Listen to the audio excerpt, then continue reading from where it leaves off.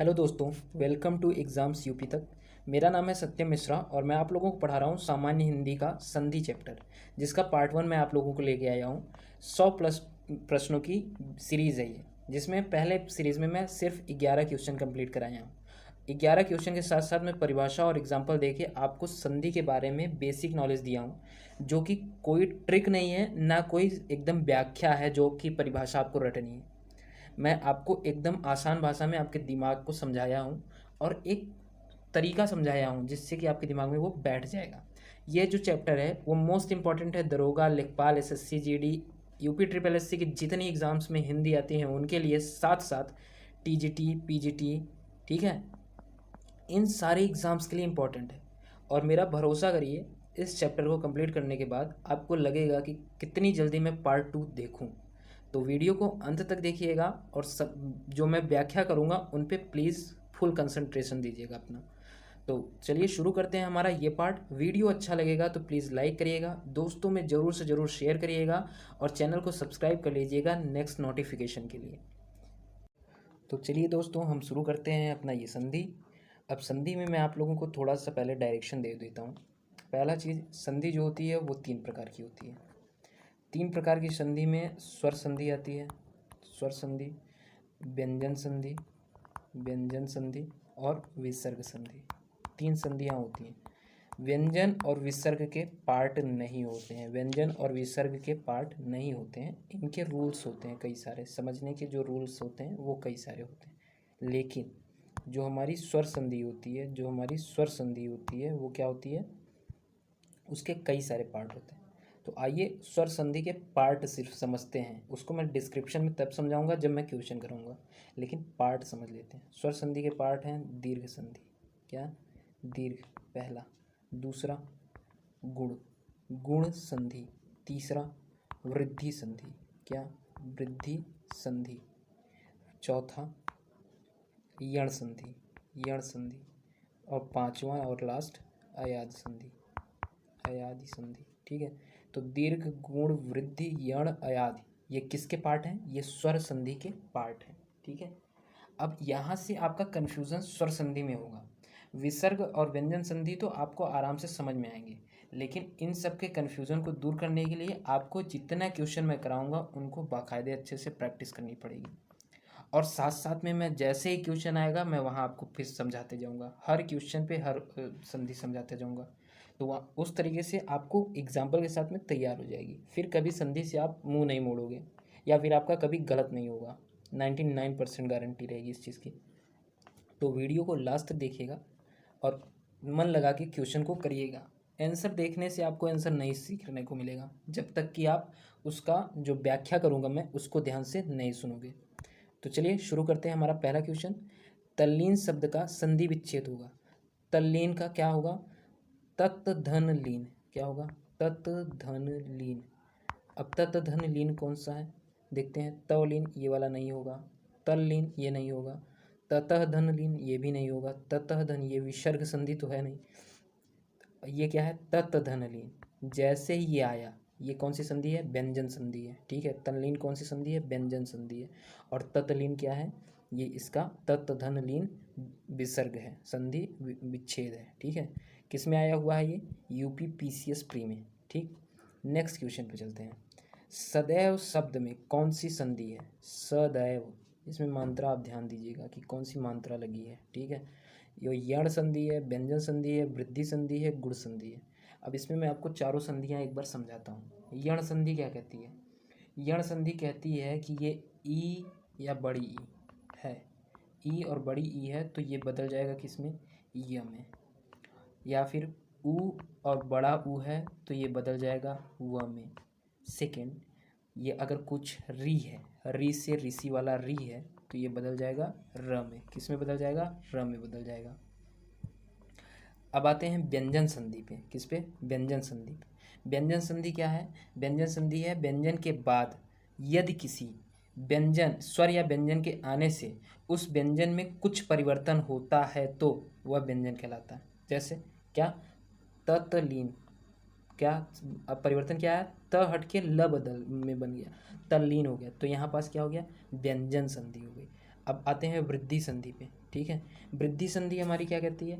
वृद्धि संधि कहती है कि अगर अ धन ए आ गया, क्या अ धन ए, तो ये बदल जाएगा किस में? ए में, ठीक है।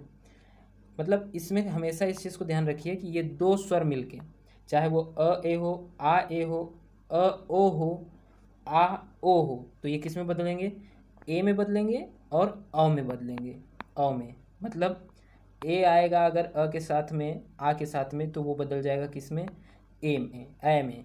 और अगर ओ आता है साथ में किसके? अ या आ के, तो वो किस में बदल जाएगा? अ में बदल जाएगा, ठीक है। ये सिंपल सा अपना तरीका है। साथ साथ अगर अ के साथ में, अ के साथ में, रुक जाइए, हाँ अब देखते हैं अ के साथ में ए आता है, ए, तब भी ये किस में जाएगा? ए में जाएगा, ठीक है। और अगर अ के साथ में औ आ जाता है, औ, तब भी ये किस में जाएगा? औ में ही जाएगा। ये क्या, कौन सी संधि समझा रहा हूँ मैं? ये वृद्धि संधि बता रहा हूँ। वृद्धि संधि में क्या होगा? हमेशा मात्राएं वृद्धि में होंगी, मतलब बड़ी लग होंगी, छोटी मात्राएं कभी नहीं होंगी। नेक्स्ट, गुण संधि। गुण संधि, गुण संधि क्या कहती है? गुण संधि कहती है कि ये क्या होगी? दो छोटी स्वर अ धन ई बराबर क्या हो जाएगी? ए हो जाएगा। या फिर अ धन उ मिलके क्या हो जाएगा? ओ हो जाएगा। समझ रहे हैं? जस्ट वृद्धि संधि से छोटी जो होगी वो गुण संधि होगी। इसमें दो स्वर मिलके ए और ओ बनाते हैं, ठीक है। ए और ओ बनाएंगे। साथ साथ एक और चीज़ है, एक और चीज़ क्या है कि अगर अ के साथ में या फिर आ के साथ में, दोनों में से किसी के साथ में अगर री आता है, अगर री आता है तो वो क्या होगा? अर हो जाएगा, अर, ठीक है। आगे मैं इसका एग्जाम्पल देके समझाऊंगा, आप कंफ्यूज मत होइए। मैं आगे आपको सारी चीज़ें क्वेश्चन पे बेस समझाते जाऊंगा। अभी तो मैं बस यहाँ पे चारों का उदाहरण से एग्जाम्पल देते हुए समझा दिया आपको। आगे मैं आपको पूरी तरीके से हर क्वेश्चन पे जो संधि होगी उसके बारे में मैं बताता चलूँगा। तो समझ में आया? सदैव शब्द में कौन सी संधि है? तो यहाँ पे कौन सी मात्रा लगी है? ए, ए मात्रा है ना। अब ए है लगा हुआ है तो ये किस में जाएगी? ये जाहिर सी बात है वृद्धि संधि हो जाएगा। वृद्धि संधि में क्या होगा? ए आएगा प्लस में औ आएगा, समझ रहे हैं ना? ए ओ, ठीक। तो सदैव यूपीपीसीएस प्री 2012। नेक्स्ट क्वेश्चन, वाग्जाल, क्या वाग्जाल का संधि विच्छेद होगा। अब यहाँ पे ये कौन सी संधि है? यहाँ पे कौन सी संधि है? ये व्यंजन संधि है। आप देखिए ये दोनों व्यंजनों का मेल हो रहा है, यहाँ स्वरों का मेल नहीं हो रहा है। जब तक स्वरों का मेल नहीं समझ में आएगा तब तक आप व्यंजन संधि लगा सकते हैं, या फिर आप अच्छे से ध्यान देंगे तो उसमें समझ में आ जाएगा कि विसर्ग संधि है या नहीं। वो मैं आपको पहचानने का तरीका आगे समझाऊंगा। तो चलिए चलते हैं, देखते हैं इसका संधि विच्छेद क्या होगा। इसका संधि विच्छेद क्या होगा? वाक जाल, यही ऑप्शन सही है। वाक जाल तो कभी नहीं होगा, वाक जाल भी नहीं होगा। वागह जाल, ये विसर्ग संधि है, यहाँ पे विसर्ग लग गया है ना, लेकिन ये विसर्ग संधि तो है नहीं, ये व्यंजन संधि है। तो option A is the right option. Next question, द्वावपी, द्वावपी का संधि विच्छेद होगा। द्वावपी का संधि विच्छेद क्या होगा? द्व धन आवपी, ये गलत है। द्व धन अपि, ये अधन अपि, अधन अ है, तो जाहिर सी बात है ये क्या हो जाएगा? ये हो जाएगा B option is the right option. जब अ के साथ में अ लगेगा तो वहाँ पे क्या हो जाएगा? वह हो जाएगा। ये कौन सी संधि हुई? ये संधि हुई यण संधि। कौन सी संधि हुई? यण संधि। यण संधि क्या कहती है? ई और ई के साथ में, बड़ी ई या छोटी ई के साथ में अगर अ या आ लगा, अ या आ लगा तो वो क्या हो जाएगा? वो हो जाएगा य। याद रखिएगा इसे, आप इसको नोट्स में लिख सकते हो। आप थोड़ी देर के लिए आप पेन कॉपी निकाल सकते हो, एक पेज मात्र, उतने में संधि मैं आपकी ख़त्म करा दूंगा। तो जब ई और बड़ी ई अ या बड़ा आ के साथ में, मतलब दोनों में से कोई एक, दोनों में से किसी एक के साथ में आते हैं तो यण संधि में वो क्या हो जाते हैं? ये हो जाते हैं। सेकंड यण संधि की, अगर छोटा ऊ या बड़ा ऊ किसी के साथ, अ या आ दोनों में से किसी का किसी के साथ, ठीक है, ऊ अ के साथ या आ के साथ, बड़ा ऊ अ के साथ या आ के साथ अगर आता है तो वो क्या बन जाएगा? व बन जाएगा। क्या बनेगा? व बनेगा। प्लस में अगर री आती है, री आती है किसके, अ के साथ या आ के साथ, किसी के भी साथ आती है तो वो क्या बन जाएगा, र बन जाएगा। यण संधि में क्या बनता है, हमेशा याद रखिएगा, यण संधि में बनता है य व र। ठीक है, ये तीन चीज़ यण संधि में बनते हैं। अब आप देखो यहाँ पे द्वावपी है, द्वावपी, तो द्वावपी में क्या हो जाएगा, द्वौ धन अपि, तो क्या हो जाएगा यहाँ पे, औ धन अ मिल के क्या बन जाएंगे, व बन जाएंगे। ठीक है, तो option B is the right option. Next, अत्यधिक का शुद्ध संधि विच्छेद क्या है, अत्यधिक का शुद्ध, तो अतिधन अत्यधन अधिक, ये गलत है, अतिधन अधिक ये सही है, अतिधन अधिक गलत है, अत्यधिक धन का ये भी गलत है। ठीक है, तो option B is the right option. ठीक, अब यहाँ पे आप ध्यान दीजिए, यहाँ पे क्या है, ई है, ई ई ई है ना, और ई के साथ में क्या लगा हुआ है, अ, तो अ और ई मिल के क्या बने, अ और ई मिल के क्या बनेंगे, हमेशा य बनेंगे। कौन सी संधि हुई, यण संधि हुई, मतलब 4 और 5 एक ही चीज़ है। ठीक है, 4 और 5 क्या हुआ, एक ही चीज़ है, यण संधि ये भी, यण संधि ये भी। ठीक है, तो यहाँ पे व बन रहा था, यहाँ पे य बन गया, ये दिख रहा है ना, य, तो option B is the right option. Next question, निम्नलिखित में से कौन विसर्ग संधि है, निरंतर, दिग्गज, जगदीश, महिष, तो निरंतर जो है वो विसर्ग संधि है। पूछिए क्यों, निरह, इसका जो विच्छेद होगा वो क्या होगा, निरह धन अंतर।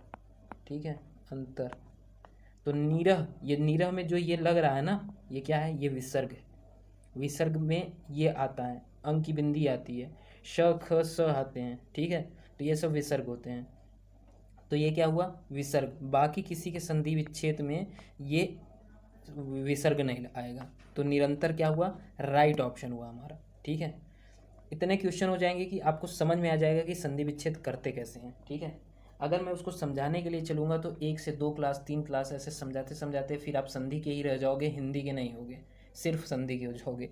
इसलिए हिंदी के हो, संधि के नहीं। संधि तुम एक दो क्वेश्चन आना है, उसमें आप सिर्फ संधि के हुए, हिंदी के हुए नहीं, क्वेश्चन पेपर खराब। तो इसलिए बस क्वेश्चन पे कंसंट्रेट करिए, सब समझ में आ जाएगा। नेक्स्ट क्वेश्चन, इति, इति धन आदि, इत्यादि में कौन सी संधि है, इत्यादि में। अब यहाँ पे आपको समझ जाना चाहिए, छोटी ई और आ, छोटी ई और आ रहा है तो यह बन रहा है, यह बन रहा है, तो य व र, य व र किस में बनते हैं, यण संधि में बनते हैं। किस में बनते हैं, यण संधि में बनते हैं।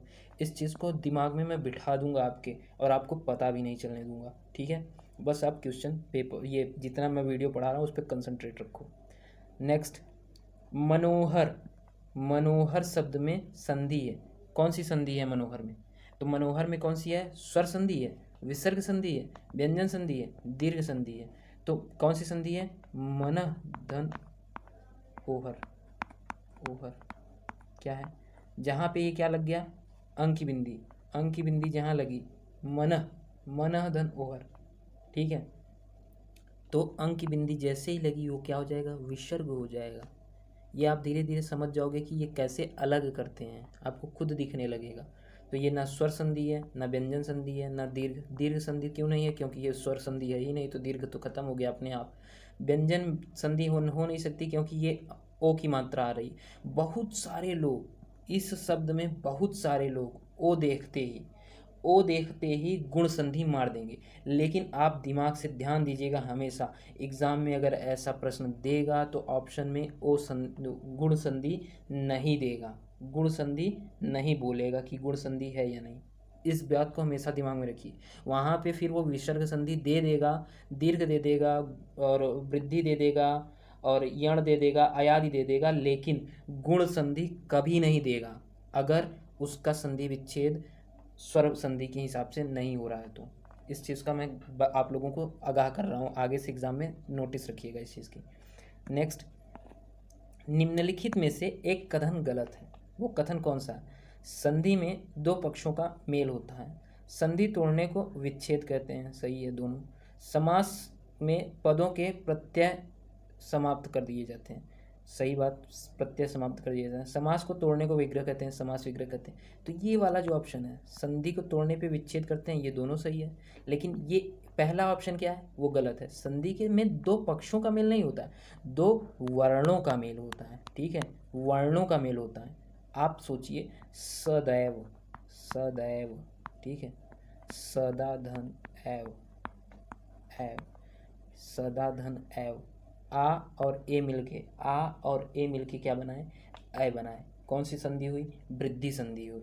और ये क्या मिल रहे हैं, वर्ण मिल रहे हैं ना सर, ये आ और ए क्या है, ये मात्राएं वर्ण मिल रहे हैं ना कि ये शब्द मिल रहे हैं, पक्ष मिल रहे हैं, नहीं, ये क्या है, ये वर्ण है, हिंदी वर्णमाला के वर्ण है, ठीक है। तो वर्ण जब मिलते हैं, अभी जैसे मैं सदैव समझाया, सदैव में क्या होगा, वृद्धि संधि होगी। वृद्धि संधि क्यों होगी, क्योंकि वृद्धि संधि ही ए देती है और औ देती है। क्या देती है, ए देती है और औ देती है। वृद्धि संधि क्या देती है, कमेंट करके बताइए आप मुझे, वृद्धि संधि क्या देती है, कमेंट करिए। वृद्धि संधि क्या करती है, कमेंट करिए, ठीक है। तो पहला ऑप्शन इज रॉन्ग, बाकी सब सही है। तो option A is the right option, Uttar Pradesh राजस्व निरीक्षक 2014। नेक्स्ट क्वेश्चन पे चलते हैं। निम्नलिखित में से एक कथन गलत है। दो वर्णों के मेल से होने वाले विकार को संधि कहते हैं। दो स्वरों के मेल से उत्पन्न विकार को स्वर संधि कहते हैं। तो जाहिर सी बात है, ये तो दोनों ऑप्शन राइट लग रहा है। व्यंजन से स्वर अथवा व्यंजन के मेल से उत्पन्न विकार को व्यंजन संधि कहते हैं। ये तो तीनों परिभाषा दे दिया है भाई। विसर्ग के साथ विसर्ग के मेल से उत्पन्न विकार को विसर्ग संधि कहते हैं, गलत। कभी भी विसर्ग आपस में दो विसर्ग नहीं जुड़ते हैं, कभी भी दो विसर्ग आपस में नहीं जुड़ते हैं, इस बात को हमेशा याद रखिएगा। तो विसर्ग संधि में क्या है, ये ऑप्शन गलत है, मतलब option D is the right option है इस क्वेश्चन के हिसाब से। लेकिन विसर्ग संधि के साथ कभी भी विसर्ग नहीं मिलता है, कभी भी नहीं मिलता है, ठीक है, और उसको फिर विसर्ग संधि नहीं कहते हैं, ठीक। अब मैं आपसे पूछता हूँ कि मैं अभी आपको समझाया था यण संधि, कौन सी संधि, यण संधि। यण संधि में, यण संधि में अ जो ई होती है, ई अ और आ के साथ मिलके क्या बनाते हैं, मिलके क्या बनाते हैं, ये कमेंट करके बताइए आप मुझे। और दूसरा क्वेश्चन, ऊ और बड़ा ऊ इसके साथ में मिलके क्या बनाते हैं, ये भी कमेंट करके बताइए। प्लस में री जो होता है अ और आ के साथ में मिलके क्या बनाता है, ये तीनों वर्ण क्या है, बस ये तीनों वर्ण का आप कमेंट करना है, आपको इन तीनों वर्णों को कमेंट करना है। यण संधि के बारे में पूछ रहा हूँ मैं, यण संधि क्या बनाती है, यण संधि क्या बनाती है, ई और बड़ी ई के साथ में मिलके अ आ मिलके क्या बनाते हैं, ऊ और बड़ा ऊ अ और बड़ा आ के साथ में मिलके क्या बना सकते हैं, री अ और आ के साथ में मिलके क्या बनाएगा, वो तीन वर्ण हैं, तीन वर्ण हैं, वो कमेंट करके आप मुझे बताइए। अगर आप पहले वीडियो में ध्यान से पढ़ रहे थे तो पक्का आपको कन्फर्म है। चलिए नेक्स्ट क्वेश्चन देखते हैं। पुरस्कार में कौन सी संधि है, पुरस्कार, पुरस्कार में स्वर संधि है, व्यंजन संधि है, विसर्ग संधि है, इनमें से कोई नहीं, ठीक। तो पुरस्कार में कौन सी संधि है, पुरधन स्कार, ठीक है, पुरधन स्कार। तो ये क्या आया, इसे क्या बोलेंगे, इसे क्या बोलेंगे, इसे बोलेंगे विसर्ग। और विसर्ग कब होगा, जब ये विसर्ग दूसरे से मिलेगा और उसके बाद में अपना अस्तित्व खो देगा, ठीक है। तो पुरस्कार, ठीक है, तो option C is the right option, ठीक है। अभी आपको थोड़ा थोड़ा कन्फ्यूज़न है, मैं समझ पा रहा हूँ, थोड़ा थोड़ा समझाने में भी आप लोगों को प्रॉब्लम हो रही होगी कि समझ नहीं आ रहा है, लेकिन भरोसा रखिए, आपको जब ये चैप्टर ख़त्म करूँगा आप संधि में मास्टर हो चुके होंगे। लगभग 100+ क्वेश्चन जाऊँगा मैं इसको समझाते हुए। तो अभी इस पार्ट में मैं लगभग 11 क्वेश्चन ही कंप्लीट करा रहा हूँ। नेक्स्ट पार्ट में मैं 11 से आगे बढ़ूँगा और आप लोगों को बाकायदे सारी चीज़ें समझ में आएगी। जो 2 क्वेश्चन को मैं बोला हूँ कमेंट में उत्तर दीजिएगा, इससे आपका नॉलेज बढ़ेगा। और वीडियो अच्छा लगा तो प्लीज़ वीडियो को लाइक करिएगा, शेयर करिएगा और चैनल को ज़रूर से ज़रूर सब्सक्राइब करके बेल आइकन दबा लीजिएगा नेक्स्ट पार्ट समझने के लिए, जैसे उसका नोटिफिकेशन आपके पास तुरंत चला जाए जैसे ही मैं उसे अपलोड करूँ। तो मिलते हैं नेक्स्ट क्लास में, तब तक के लिए मन लगा के पढ़िए। जय हिंद।